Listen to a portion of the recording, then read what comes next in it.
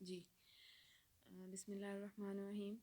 जो हम अब अपने इस लेक्चर में डिस्कस करेंगे वो है लाइन ऑफ इंटरसेक्शन।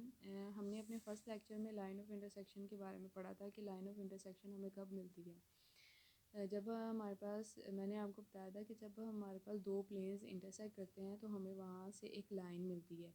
लेकिन अब यहाँ पर एक बात और सामने आ गई है कि जब हम एक प्लेन की इक्वेशन लिखते हैं तो उस प्लेन की इक्वेशन को लिखने के लिए हमारे पास एक यूनिट, एक नॉर्मल वेक्टर की भी ज़रूरत पड़ जाती है। और वो जो नॉर्मल वेक्टर है वो एक ऐसा वेक्टर है जो कि उस प्लेन के ऊपर परपेंडिकुलर है। ठीक है। तो जब हम अब आपने ये बात अब अपने माइंड में रखनी है कि किस तरह हम इन दोनों चीज़ों को यूज़ करते हुए यहाँ से लाइन ऑफ इंटरसेक्शन के बारे में बात करते हैं। जस्ट एज लाइंस, जैसे कि लाइंस पैरेलल होती हैं if and only if they have same direction. ये आप लोगों ने पढ़ा हुआ है, ठीक है। ये फिज़िक्स में भी बहुत बार बताया गया है कि जब लाइंस पैरेलल होती हैं if and only if they have same direction, अगर उनकी डायरेक्शन सेम होती है तो हम उसको कहते हैं लाइंस पैरेलल हैं, ठीक है। तो जब उनकी डायरेक्शन सेम नहीं होती फिर हम उनको कहते हैं एंटी पैरेलल हैं। The two planes are parallel. जैसे लाइंस के बारे में एक स्टेटमेंट होल्ड करती है, ये स्टेटमेंट लाइंस के बारे में अगर होल्ड करती है तो ये वाली जो स्टेटमेंट है अगर ये लाइंस के अकॉर्डिंग होल्ड करती है तो प्लेन्स के अकॉर्डिंग भी एक इक्वेशन है जो होल्ड करती है। और वो क्या है? Two planes are parallel if and only if there normals are parallel. दो प्लेन्स का पैरेलल होते हैं अगर उनके नॉर्मल्स पैरेलल हैं, क्योंकि हर एक प्लेन के अकॉर्डिंग आपको एक नॉर्मल वेक्टर मिलेगा ना, क्योंकि अभी हमने बात की है कि जब भी आपको एक प्लेन की इक्वेशन मिलेगी एक वेक्टर इसके ऊपर नॉर्मल होगा, ठीक है। तो यहाँ पर अगर दो वेक्टर्स के पैरेलल होने की बात करें, दो प्लेन्स के पैरेलल होने की बात करें तो उन दो प्लेन्स के अकॉर्डिंग हमें दो नॉर्मल वेक्टर्स भी मिलते हैं, ठीक है। तो आपका जो दो प्लेन्स हैं वो पैरेलल कब होंगे? अगर उनके नॉर्मल्स भी पैरेलल हों, ठीक है। तो यानी कि पैरेलल के लिए यही कंडीशन होल्ड करती है। अभी हमने पीछे भी बात की थी कि जब दो वेक्टर्स पैरेलल होते हैं तो उनके साथ एक लैम्डा कांस्टेंट साथ इन्वॉल्व किया जाता है। और यहाँ पर जो कांस्टेंट मैंने इन्वॉल्व किया वो के इन्वॉल्व किया, लैम्डा के लगा लें कुछ भी, और के की वैल्यू जो है वो लेस दैन इन्फिनिटी हो सकती है और ग्रेटर दैन माइनस इन्फिनिटी हो सकती है, ठीक है। उसके बाद आपने क्या करना है, उसे आगे बताया हुआ है नोट है कि if two planes that are not parallel. अब आपको पता है कि जब दो प्लेन्स पैरेलल नहीं होते इसका मतलब वो परपेंडिकुलर होंगे, ठीक है। वो पैरेलल नहीं है तो that's mean they are perpendicular, ठीक है। और परपेंडिकुलर है तो इसका मतलब वो इंटरसेक्ट कर रहे होंगे। मतलब ये यही बात हमारे माइंड में आती है ना कि दो प्लेन्स अगर पैरेलल नहीं है तो वो इंटरसेक्ट कर रहे होंगे किसी तरीके से। तो जब वो इंटरसेक्ट करते हैं तो ऑफ कोर्स एक लाइन बनती है, ठीक है। तो अब हम देखते हैं कि वो लाइन कैसे बनती है, एक एग्जांपल के थ्रू करते हैं। फाइंड, हमें दिया हुआ है एक find a vector parallel to the line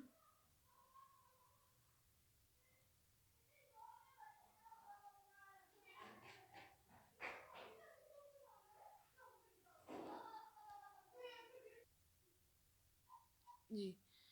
find a vector parallel to the line of intersection of the planes.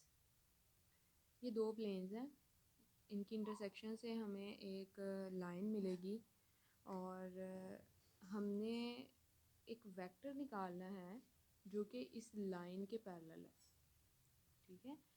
तो आपके माइंड में एक बात आ जानी चाहिए कि ये जब दो प्लेन्स हैं इनकी इंटरसेक्शन से आपको एक लाइन मिल जाएगी।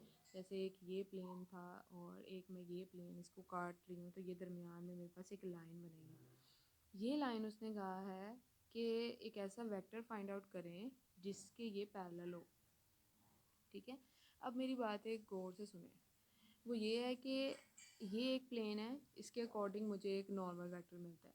ये एक प्लेन है, मुझे इसके अकॉर्डिंग भी एक नॉर्मल वेक्टर मिलेगा। इसके अकॉर्डिंग जो मुझे नॉर्मल वेक्टर मिलता है वो क्या होना है? मैंने आपको भी यहाँ से नॉर्मल वेक्टर की वैल्यूज़ निकालनी सिखाई है प्लेन से। इस प्लेन से हम कैसे नॉर्मल वेक्टर की वैल्यू निकालेंगे? वो है 3 -6 3i -6j -2k। और यहाँ से प्लेन की वैल्यू क्या, नॉर्मल वेक्टर की वैल्यू क्या निकलेगी? 2i + j -2k, ठीक है। तो ये वैल्यूज़ मेरे पास निकलेंगी। अब जो है ना, ये जो नॉर्मल वेक्टर होगा, एक नॉर्मल वेक्टर इसके ऊपर परपेंडिकुलर है, एक वेक्टर इसके ऊपर परपेंडिकुलर है। ये जब ये दोनों लाइनें इंटरसेक्ट करती हैं तो एक लाइन मिलती है हमें। वो लाइन जो है ना, ये वाली जो लाइन होती है, ये लाइन बेसिकली इन दोनों प्लेन्स के पैरेलल होती है। जो लाइन मिलती है ना हमें, वो भी इन दोनों प्लेन्स के पैरेलल होती है, क्योंकि ये इन दोनों की इंटरसेक्शन से बन रही होती है, मतलब कि वो ऐसे उनके साथ ही मिली हुई होती है। तो फिर इसका मतलब जितनी भी लाइंस उस प्लेन के ऊपर हैं, ठीक है, जितनी भी लाइंस उस प्लेन के ऊपर पड़ी हुई हैं, उस प्लेन के ऊपर परपेंडिकुलर थी, वो उस लाइन के भी परपेंडिकुलर होंगी। ठीक है, जैसे मैं आपको एक एग्जांपल देती हूँ। मेरा हाथ है, ठीक है, हाथ एक प्लेन है। इसको जब अगर किसी का कट लग जाए, ठीक है, कट लग जाए तो वो, अब नाइफ़ जो है वो अक्सर औकात क्या करती है, चलें आप इसकी एग्जांपल ना लें, आप दो पेजेस ले लें। दो पेजेस को जब आप कट करते हो, एक पेज को दूसरे पेज के दरमियान से गुजारते हो, तो एक लाइन बनती है दरमियान में, ठीक है। वो जो लाइन बन रही है ना, वो उस प्लेन के ऊपर पड़ी हुई है, ठीक है, कैसे, लेटी हुई वाली साइड में है, उसके ऊपर खड़ी नहीं है, ऐसे जैसे पेंसिल हाथ के ऊपर खड़ी होती है, ऐसे नहीं है।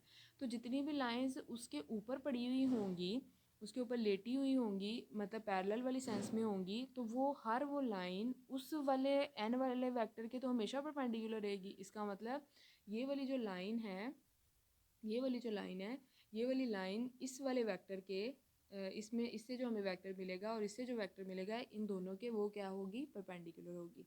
लेकिन हमने तो वो वेक्टर निकालना है जो उस लाइन के पैरेलल हो। तो अगर हम n1 क्रॉस n2 कर लें, तो यहाँ से ये जो मुझे वेक्टर मिलेगा, ये वेक्टर जो होगा ये इस लाइन के पैरेलल होगा, जो लाइन हमने उनके इंटरसेक्शन से निकाली है।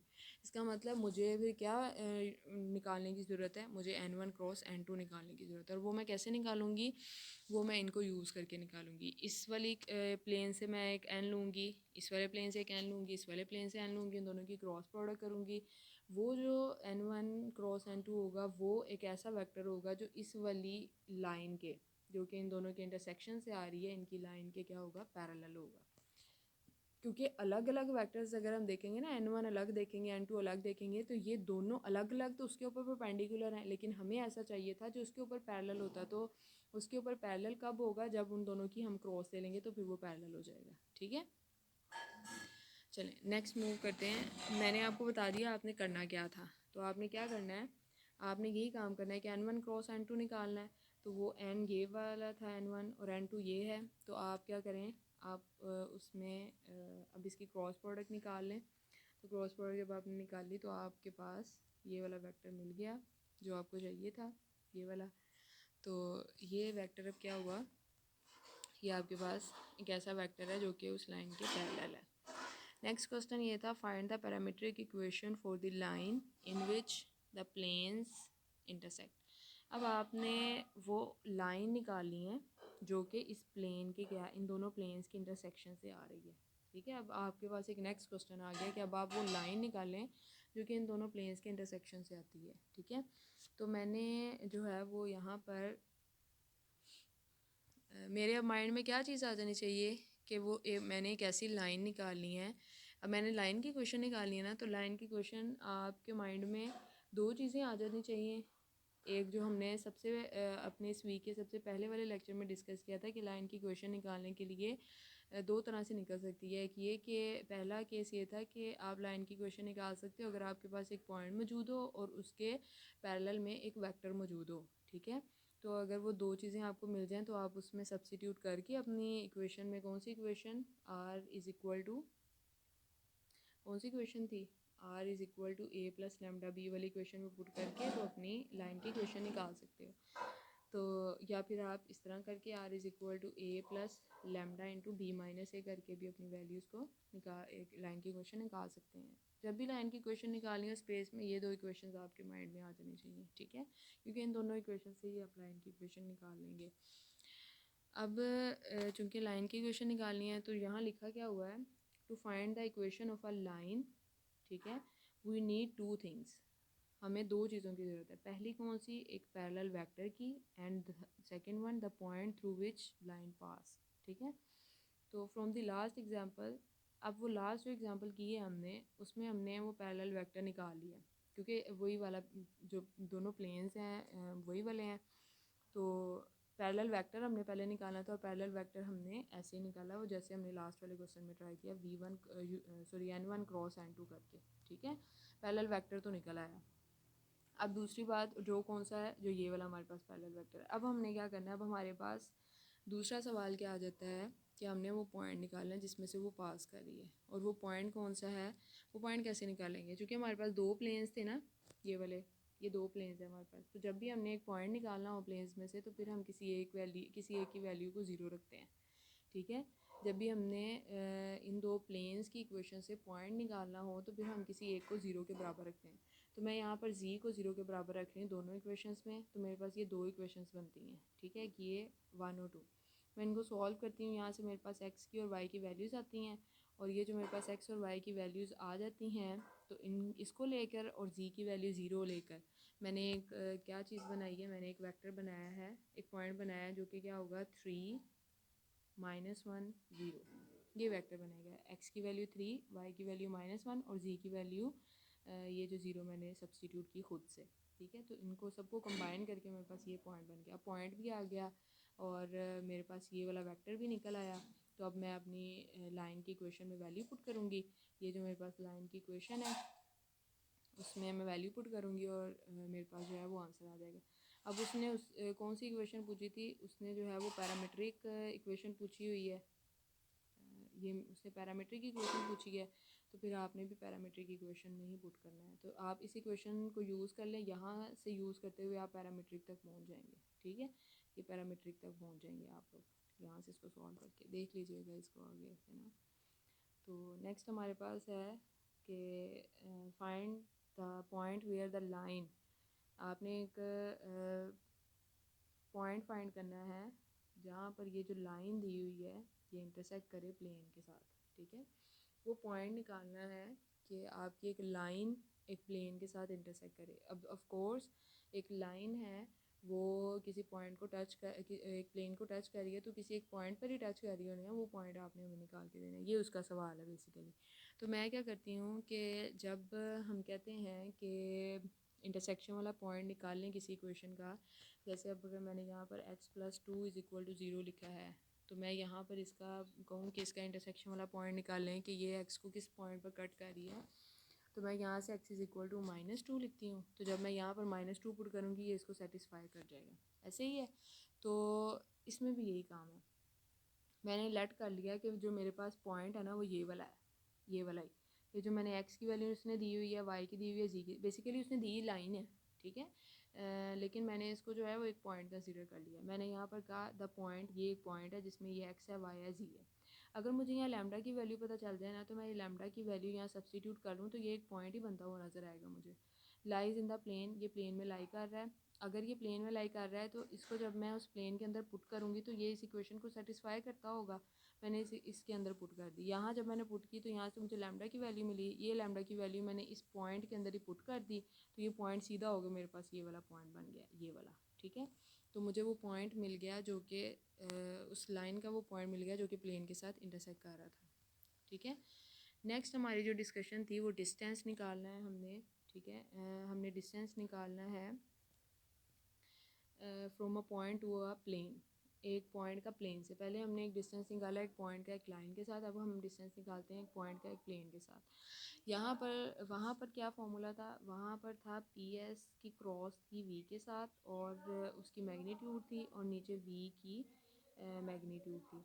लेकिन यहाँ पर जो है अब हमने डिस्टेंस जो निकालना है वो कैसे डिस्टेंस निकालना है, वो यहाँ पर आपको दिया हुआ है पी एस, ये पी प्लेन पर कोई पॉइंट होगा, ऐसा आपको दिया हुआ होगा जिस पॉइंट से आपने निकालनी है, और उसकी डॉट लेनी है आपने एन नॉर्मल वेक्टर के साथ। वहाँ पर वी वेक्टर यूज़ हुआ था, और ये वी वेक्टर वो था जो जिसके पैरेलल में वो लाइन चल रही थी, ठीक है। यहाँ पर क्योंकि वो परपेंडिकुलर वेक्टर यूज़ होना है और वो आपके पास एन है, तो इसकी मैग्नीट्यूड से आपने डिवाइड करना है, तो ये जो आंसर होगा आपके पास ये आपको डिस्टेंस डी दे देगा, यहाँ पर फॉर्मूले में लिखा हुआ है, ठीक है। तो ये आप देख सकते हैं, ये आपको फॉर्मूला दिया हुआ है। उसके बाद ये नीचे भी दिया हुआ है कि आपने डिस्टेंस निकालना है फ्रॉम एस से to the plane this one. अब आपको अगर तो वो कह देता है कि सब चीज़ें दी होती तो फिर तो बहुत आसान था इसमें पुट करके वैल्यू निकालना। अब आपको सिर्फ यहाँ पर एस दिया हुआ है, इसका मतलब पी भी आपने निकालना है, एन भी आपने निकालना है। एन तो आप उस प्लेन को देकर निकाल सकते हैं ना। क्या क्या निकलेगा? प्लेन आपके पास है 3x + 2y + 6z = 6। तो यहाँ से एन क्या आएगा? एन आपके पास आएगा 3i + 2j + 6k। मैंने बताया था ना कैसे निकालते हैं ए बी सी की वैल्यूज़ को लेकर, तो ये तो निकल आएगा। नेक्स्ट देखते हैं पी कैसे निकालते हैं। पी को फाइंड आउट करने के लिए यहाँ एक स्टेटमेंट लिखी हुई है, the point on the plane, the point P on the point P on the plane easiest to find from the planes equation. Planes की इक्वेशन से ही हमने वो पॉइंट निकालना है। अब वो कैसे निकालना है? वो हम वाई इंटरसेप्ट यूज़ करेंगे उसमें। वाई इंटरसेप्ट यूज़ करेंगे मतलब एक्स और जी की वैल्यू को ज़ीरो रखेंगे इस प्लेन की इक्वेशन के अंदर, वहाँ से पी पॉइंट निकालेंगे। जैसे मैं पीछे चलती हूँ, ये मेरे पास प्लेन पड़ा हुआ है, ठीक है। इस प्लेन से मैंने पॉइंट पी निकालना है। कैसे निकालूंगी? तो यहाँ पर एक्स और जी दोनों ज़ीरो पुट करूँगी, तो नहीं सॉरी, एक्स और वाई, एक्स और जी, हाँ sorry, 3x + 2y + 6z = z है लिखा हुआ। तो मैं यहाँ पर ना x और z की जगह पे ज़ीरो पुट करूँगी, तो y 2y किसके बराबर आ जाएगा? 6 के। तो यहाँ से y किसके बराबर आ जाएगा? 3 के। तो यहाँ पर जो फॉर्मूला बनेगा वो क्या बनेगा? पॉइंट क्या बनेगा? 0 3 0। तो ये वही पॉइंट है जो मैंने आपको सिखाया हुआ है कि अगर ये y एक्सिस है, ये x एक्सिस है, और ये z है और ये x है, तो ये वाला पॉइंट कहाँ लाई करना है? ये बिल्कुल इसके वाई इंटरसेप्ट के ऊपर। वाई इंटरसेप्ट का मतलब यही होता है कि ये एक ऐसा पॉइंट है या एक ऐसी लाइन बन रही है आपके पास जो कि उसको वाई एक्सिस को कट कर रही है, ठीक है। इंटरसेप्ट का मतलब ये होता है। तो आपको यहाँ से पॉइंट पी भी मिल जाएगा। जब आपको पॉइंट पी मिल जाएगा तो आप इस फॉर्मूले में पुट करेंगे, सॉल्व कर लेंगे, आंसर आ जाएगा। नेक्स्ट है एंगल निकालना है आपने। एंगल कैसे निकालते हैं? एंगल आपने निकालना है बिटवीन टू प्लेन्स। अब दो प्लेन्स हैं, उनके दरमियान में एंगल बनेगा, तो वो एंगल जो होगा वो एक्यूट एंगल होगा, ठीक है। और वो एंगल बेसिकली उसके दो नॉर्मल वेक्टर्स के दरमियान बनता होगा, ठीक है। क्योंकि जब भी दो प्लेन्स के दरमियान में एंगल की बात करते हैं ना, तो angle between two intersecting planes, जब भी एंगल हमने निकालना है तो ऑफ कोर्स दो प्लेन्स ने इंटरसेक्ट करना है, सही है। दो प्लेन्स ने इंटरसेक्ट करना है और उनके इंटरसेक्शन से ऑफ कोर्स फिर हमें एक लाइन मिलेगी, और फिर वो जो फिर उसका एंगल जो होगा वो किस तरह हम डिफ़ाइन करेंगे? वो एक एक्यूट एंगल आएगा बिटवीन देयर नॉर्मल वेक्टर्स। उनके फिर वो दो नॉर्मल वेक्टर्स के दरमियान में एंगल बनता होगा, ठीक है। वो बनना